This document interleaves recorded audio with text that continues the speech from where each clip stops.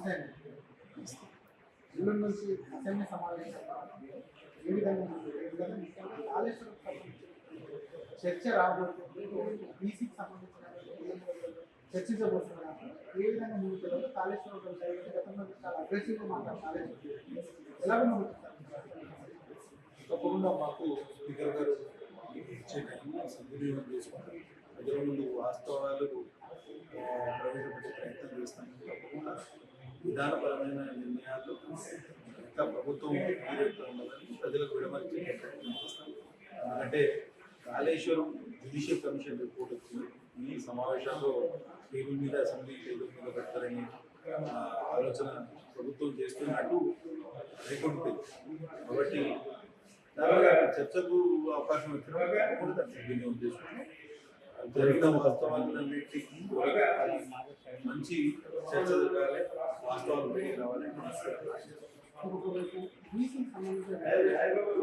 కాంగ్రెస్ అసెంబ్లీలో ఎక్కడ కూడా ముందుకు మరొకసారి చర్చించదని నిర్ణయం తీసుకోవాలని ఎలక్షన్లో తొందరగానే ఉండనుందని ఏ విధంగా బీసీలకు రిజర్వేషన్ పెంచాలనే ఆలోచన కాంగ్రెస్ ప్రభుత్వం చేస్తే నేను సంపూర్ణ మద్దతు తెలియదు. అసెంబ్లీలో గతంలో కూడా సంపూర్ణ మద్దతు, కానీ ఇవాళ సరైన ఫార్మాట్లో రాలేదు. ప్రాబ్లం అంతా ఎక్కడ వచ్చింది? బీసీలు మైనారిటీలను కలిపి ఒకటే గాడిన బట్టి వీళ్ళకు రిజర్వేషన్ పెంచితే అప్పుడు నిజమైన బీసీలకు రిజర్వేషన్ శాతం తగ్గుతుందనే ఆలోచన అందరిలో ఉన్నది. అదే నాకు తెలిసి అదే విషయం మీద ఫైల్ ఆగి ఉంది. మరి ఇప్పుడు దాని పరిష్కారం ఏంటనేది ప్రభుత్వం అసెంబ్లీ ముందు వారి పరిష్కార మార్గాలను ప్రవేశపెడితే తప్పకుండా సానుకూలంగా చర్చించడానికి, సానుకూలంగా వివరించడానికి సిద్ధంగా ఉన్నాం. బీసీలకు 42% రిజర్వేషన్ ఇచ్చి స్థానిక సంస్థల ఎన్నికలకు పోతామని గతంలో కాంగ్రెస్ పార్టీ మేనిఫెస్టోలో హామీ ఇచ్చింది. గెలిచిన తర్వాత కూడా ముఖ్యమంత్రి గారు పలు సందర్భాల్లో చెప్పడం జరిగింది. ఈ రాష్ట్ర నాయకత్వం కాకుండా కేంద్ర నాయకత్వం కూడా అదే హామీ ఇచ్చి హామీ నిలబెట్టుకోవాలని నేను కాంగ్రెస్ ప్రభుత్వాన్ని కోరుతాం, డిమాండ్ కూడా చేస్తాం. కాళేశ్వరం కోర్టు ఎక్కింది, నివేదిక వాళ్ళని ఏం చేసే విధంగా కోర్టుకి ఎక్కింది. ఆ కోర్టుకు వెళ్ళడానికి ఇంకా చర్చనే జరిగేది. పూర్తిగా రిపోర్టే బయట వచ్చింది. అయినా సరే ముందు కోర్టుకి వెళ్ళింది. ముందు జాగ్రత్త అనుకోవచ్చా, డ్యామేజ్ కంట్రోల్ చేస్తుంది? గుమ్మడికాయల దొంగ అంటే భుజాలు తగ్గుతున్నట్టు టీఆర్ఎస్ నాయకులు. అసలు అసెంబ్లీలో రిపోర్టే జ్యుడిషియల్ కమిషన్ రిపోర్ట్ ప్రవేశపెట్టకముందే రిపోర్టు పోయి ఆ రిపోర్ట్ను టేబుల్ చేయకుండా ఆపాలని కోరుతున్నారు అని అంటే వాళ్ళకు అర్థమైంది ఏంటంటే వాళ్ళ దోషులు లోటుపాటు వాళ్ళ అవినీతి బట్టబయలవుతుందని బాధ వాళ్ళలో ఉన్నది సహజం. దొంగ ఎవరైనా దొరికే వరకు ఒక రకంగా వివరిస్తాడు, దొరికిన తర్వాత ఇంకో రకంగా వివరిస్తాడు. దొంగ దొరికిపోయినట్టే తెలుస్తుంది ప్రసన్న మాట. ఇంకొకటి ఓట్ చోరీ అనేది ప్రధాన దేశవ్యాప్తంగా తెలంగాణలో కూడా PCC కాంగ్రెస్ నేతలు మాట్లాడుతున్నారు. మేము రాజీనామా చేసినందుకు బీజేపీకి సంబంధించినటువంటి ఎంపీలు ముఖ్యంగా దొంగ ఓట్లతో చేశారు, దేవుళ్ళ విచారణలో ప్రధానంగా మేము ఆరోపణలు చేస్తున్నారు. ఏం చెప్తారు? ఇప్పటికీ బీజేపీ సవాల్ చేస్తున్నారు. ఓటు చోరీ అనేది జరిగింది అని ఇప్పుడు ఎన్నికలు అయిపోయిన తర్వాత దాదాపు సంవత్సరంన్నర తర్వాత చెప్పడం అనేది హాస్యాస్పదం. నిజంగానే మీకు అవకాశం ఉంటే 45 రోజుల్లో ఎలక్షన్ పిటిషన్ వేసేది ఉంది.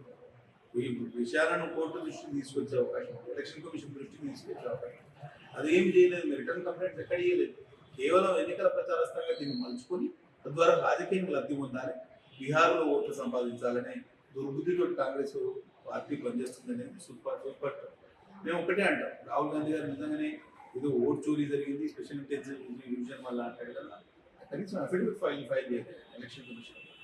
ఫలానా రుసులు లోటుపాటు ఉన్నాయి, వీటిని విచారణ చేయండి అని కనీసం అఫిడవిట్ ఫైల్ చేయలేని పరిస్థితిలో ఇవాళ కేవలం దాన్ని ఒక ప్రచారాస్త్రంగా మార్చుకొని ఓటు అధికార ర్యాలీ అని చెప్పి ఒక ఎన్నికల ప్రచారాస్త్రంగా మార్చుకోవాలని దుర్బుద్ధితో వాళ్ళు పనిచేస్తున్నారు తప్పితే వాస్తవాలు ప్రజల ముందు పెట్టాలనే ఆలోచన ఏమాత్రం లేదు. ఒక స్వతంత్ర ప్రతిపత్తి గల ఎలక్షన్ కమిషన్ ఆఫ్ ఇండియాను దాన్ని ఇమేజ్ టార్నిష్ చేసి మసిబూసి మారేడు కాయ చేసి ఒక ప్రజాస్వామ్యంలో అత్యున్నత స్థాయి సంస్థ మీద కొడుకునే కార్యక్రమం కాంగ్రెస్ ప్రభుత్వం చేస్తుంది. ఇంత దారుణం అంటే ఎలక్షన్ కమిషన్ ఆఫ్ ఇండియా గత 75 సంవత్సరాలుగా భారతదేశ ప్రజాస్వామ్యానికి పట్టుకోమగా నిలిచింది. ఇవాళ వచ్చి దాన్ని ఆ వ్యవస్థను డ్యామేజ్ చేసే ఆలోచన చేస్తున్నారు. మొత్తం ప్రజాస్వామ్యాన్ని అపహాస్యం చేసే కార్యక్రమం చేస్తారు. నిజంగా తెలంగాణ రాష్ట్రంలో 8 మంది ఎంపీలు గిట ఏదన్నా అక్కడ బిల్లులు పంపించేసి ఏదన్నా ఇబ్బంది ఏదన్నా మీరు అన్నట్టు ఓటు చోరీ వల్ల గెలిచేది 8 మంది కాంగ్రెస్ ఎంపీలు ఎట్లా గెలుస్తారు? సరే మీకు నా అపనమ్మకం ఇప్పటికి మా నాయకులు చెప్పినట్టు రాజీనామా చేయండి. ఇప్పుడు ఎన్నికల పోదాం, మీకు ఎన్ని సీట్లు వస్తాయో చూద్దాం. వ్యవస్థ మీదనే అనుమానాలు కలిగించాలి. తద్వారా దానివల్ల ప్రజల్లో లేనిపోని అపోహలు అనుమానాలు రేకెత్తించాలి, రాజకీయంగా లబ్ధి పొందాలి. ఇది సరాసరి అన్యాయం. ఇది గతంలో మరి 2 సార్లు పెద్ద మెజారిటీ తోటి భారతీయ జనతా పార్టీ ఎన్డీఏ ప్రభుత్వాలు ఏర్పడ్డాయి. ఇప్పుడు కొన్ని సీట్లు తగ్గినాయి. మరి దానికి సమాధానం ఎవరు చెప్పాలి? తెలంగాణ రాష్ట్రంలో మరి మీరు ఓటు చోరీ వల్లనే అధికారంలోకి వచ్చారా?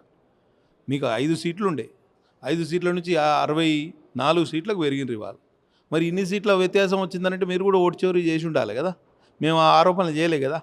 మేము బాధ్యతాయుతమైన స్థానంలో ఉన్నాము, కేంద్రంలో అధికారంలో ఉన్నాం కాబట్టి మేము బాధ్యతతో వ్యవహరిస్తున్నాం. మీకు బాధ్యత లేదు కాబట్టి బరి తెగించారు. అంతే, మీకు మాకు తేడా. Thank you sir. ఇది అసలు ఓట్ చోరీ నిజంగానే జరిగింది అనుకుంటే కాంగ్రెస్ నేతలు కూడా రాజీనామా చేయాలి. ఒకవేళ ఓట్ చోరీ జరిగితే ఇటు తెలంగాణ ప్రభుత్వం కూడా అదే విధంగా కూడా ఓట్ చోరీ చేసే అధికారంలోకి వచ్చిందా? కాంగ్రెస్ కూడా అదే విధంగా సెంట్రల్లో సీట్లు పెంచుకుందని ప్రశ్నిస్తుంది. అసెంబ్లీ సమావేశాల్లో చర్చకు వస్తే మాత్రం కాళేశ్వరం పైన కానివ్వండి, అది బీసీ బిల్లు పైన కానీ డెఫినెట్గా ప్రశ్నిస్తాం. బీసీ బిల్లుకు సంబంధించి 42% కూడా మైనార్టీలు లేకుండా, దానికి సంబంధించి కూడా ముస్లింలు లేకుండా, ముఖ్యంగా బీసీలకు 42% చెందేలా కూడా పోరాడతామని చెప్పిన కాళేశ్వరం కమిషన్ నివేదిక పూర్తిస్థాయిలో జ్యుడిషియల్ నివేదిక అసెంబ్లీలో పెట్టకముందే అసలు బీఆర్ఎస్ కోర్టుకు వెళ్ళడం ఏంది, గుమ్మడికాయల దొంగ అన్నట్టు ముందుగానే భుజాలు తడుముకోవడం ఏంటి, దాని మీద కూడా ఖచ్చితంగా కూడా అసెంబ్లీ వేదిక వీటన్నిటిని కూడా 2 పార్టీలు నిలదీస్తామని చెప్పి కూడా BJP MLA doctor Palvai Harish Babu garu అంటున్నారు.